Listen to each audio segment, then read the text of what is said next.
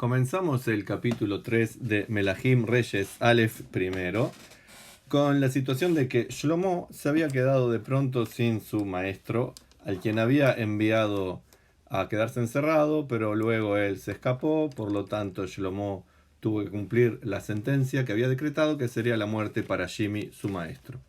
Entonces, de pronto quedó Shlomo con todo el poder y sin su padre. Estaba en cierta forma alejado de su madre por el asunto aquel de Adoniá, cuando había pedido como esposa a la joven Abishag la Shunamita, y no tenía a su maestro Shimi.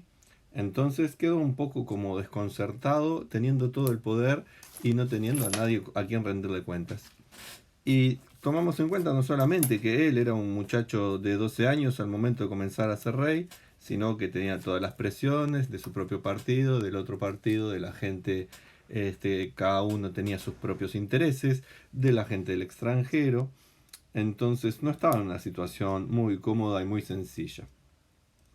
A eso sumémosle que en aquella época la gente se casaba adolescentes jóvenes, entonces había que buscarle una esposa a este muchacho. Y los casamientos para los reyes no eran una cuestión simplemente me enamoro y me caso, sino que también eran por interés. Generalmente reyes y reinas, príncipes y princesas se casaban con gente de la realeza de otros países para así hacer alianzas, seguir ampliando su poder, tener pasajes de mercadería de un lado para otro. Por tanto, no era simplemente, como dije antes, me enamoro y me caso, sino hay que buscar el negocio también de casamiento. ¿Y con quién se podía casar el joven Shlomo? Comienza el capítulo 3 diciéndonos exactamente esto. Vaithaten Shlomo et Paró melech Mitzrayim. Tomó Shlomo al rey Faraón, el rey de Egipto, como su suegro. O sea, Vaikajet bat Paró. Se casó con la hija de Paró. Vayevía Elir David, y la trajo a vivir a la ciudad de David, que era el corazón de Jerusalén, ad Kalotó Livnotet Beitó, hasta que terminó de construir su palacio, Bet Beit Hashem, y el Beit Hamikdash, Bet Homat Yerushalayim Saviv, y también la muralla de Jerusalén que la rodeó en su momento. No es la misma muralla de Jerusalén que conocemos actualmente, no tenía los mismos portones, etcétera, en otra ubicación era otra cosa. Y este era un rey constructor, pero todavía no. Y antes de poder tener ya afianzado su reino y de tener las construcciones en marcha, etc., trajo a vivir a su casa a la hija de Faraón. Como sabemos, la chica se tuvo que convertir, pero no siguió un proceso real de conversión, sino que era por interés, un interés político, económico, comercial, lo que sea, pero no porque ella quisiera ser judía. Y en aquellos momentos la conversión era bastante más sencilla de lo que es actualmente. Actualmente, para convertirse al judaísmo hay que estudiar 1 o 2 años, hay que pasar pruebas, hay que hacer distintas actividades junto a rabinos, maestros, familias, sea en conservador, en ortodoxo, en reformista, no importa. Uno tiene que hacer un proceso de conversión. No es simplemente voy un día, me cambio la camiseta y dejé de ser cristiano, musulmán o lo que sea, sino que se precisa un estudio y una dedicación y un compromiso. En aquella época no era así, era simplemente me presento, digo que me quiero convertir, me preguntan si voy a seguir creyendo en dioses, hay otra cosa. Y así fue el proceso breve, resumido, veloz de la hija de Faraón. Si tomamos en consideración esto, nos podemos dar cuenta muy rápidamente que ella no iba a variar su ideología, ni sus creencias, ni su forma de ser. No tenía idea de lo que era el judaísmo en realidad. Estaba en casa de Shlomo porque la habían casado. Era una forma de entrar al judaísmo muy súbita, veloz, rápida, sin ninguna intención. Por tanto, ya esto, voy haciendo un spoiler, esto iba a crear unas complicaciones en el futuro. Pero por ahora tenemos al pequeño joven Shlomo rey casándose con el poderoso, con la hija del poderoso emperador de Egipto y emparentando así los dos tronos. Por supuesto que esto era un motivo de orgullo y de alegría, porque no cualquiera terminaba casado con la hija del faraón. pero volvemos a decir, al mismo tiempo estaba yendo contra uno de los basamentos del judaísmo, el no meter idolatría en la nación, y especialmente no en la familia del rey, que es el principal, la cabeza de su país. Continuamos ahora con el pasuk siguiente, el pasuk 2. En el pasuk 2 se nos informa de una situación bastante compleja dentro del pueblo de Israel. Por ahí nosotros no la entendemos porque es muy lejana a nuestras consideraciones habituales, a nuestro tipo de conducta. Recordemos que para aquella gente de aquella época, no solamente entre los judíos, el sacrificio de animales era una forma privilegiada de llegar a sus dioses. También en otros pueblos estaba el sacrificio de niños para la misma intencionalidad de llegar a sus dioses.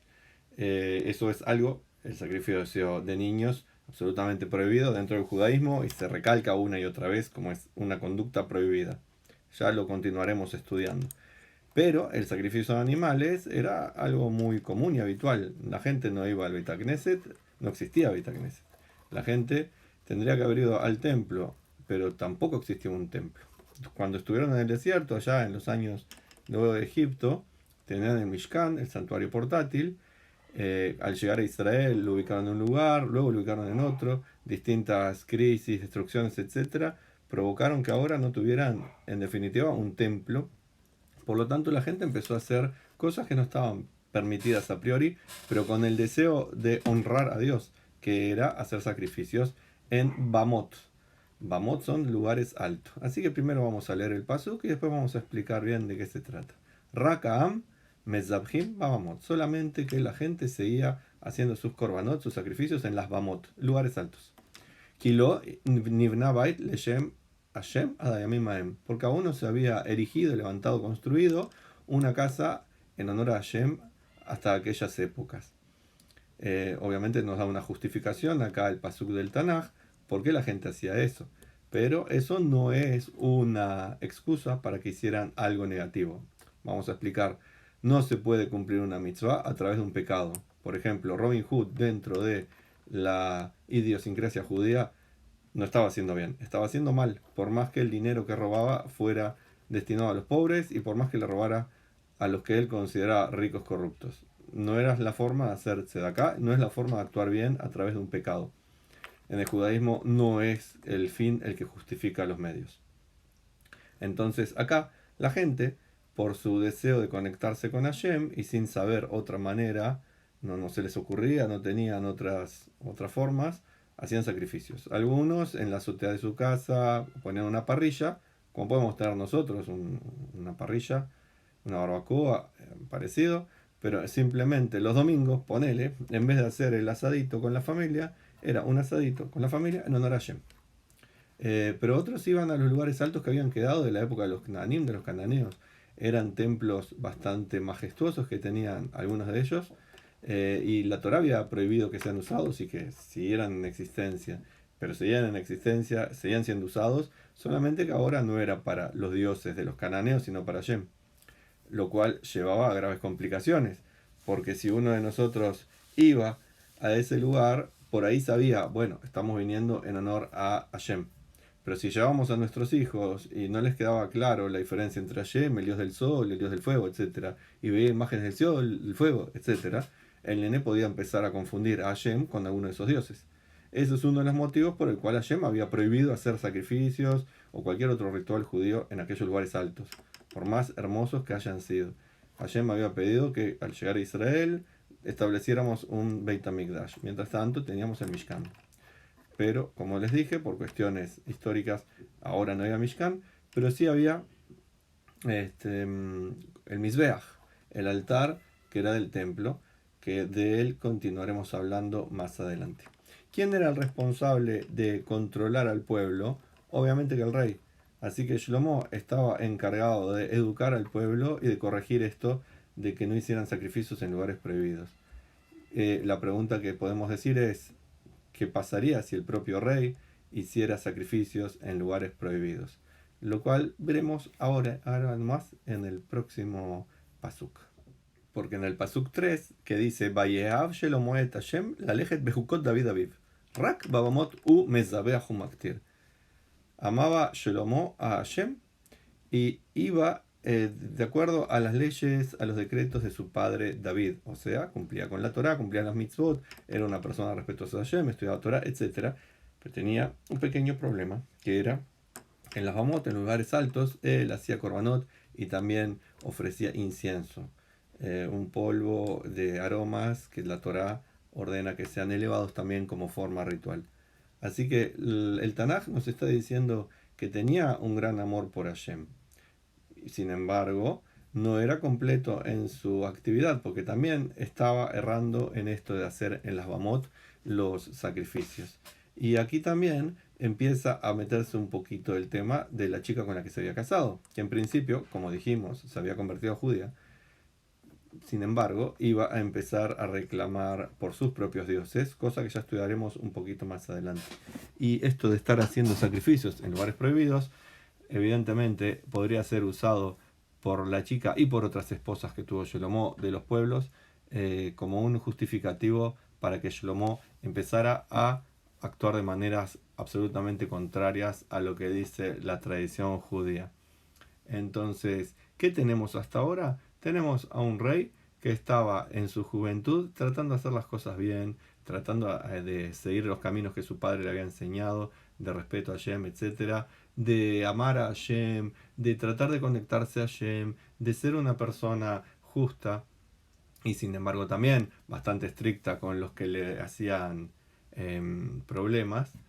Y acá nos está diciendo una cosita más, que lo estamos viendo en pantalla ahora, en la explicación de Rashi, que dice que Babamot u Mezabeach, en la parte de abajo estoy leyendo, que en los lugares altos él hacía sus sacrificios, y Rashi, el famoso comentarista, dice Bignutod y Berakatub. Está hablando en contra de Shlomo esto, Shesha et Binyan Abait Arba Shanim, porque se retrasó en construir el Beit HaMikdash 4 años.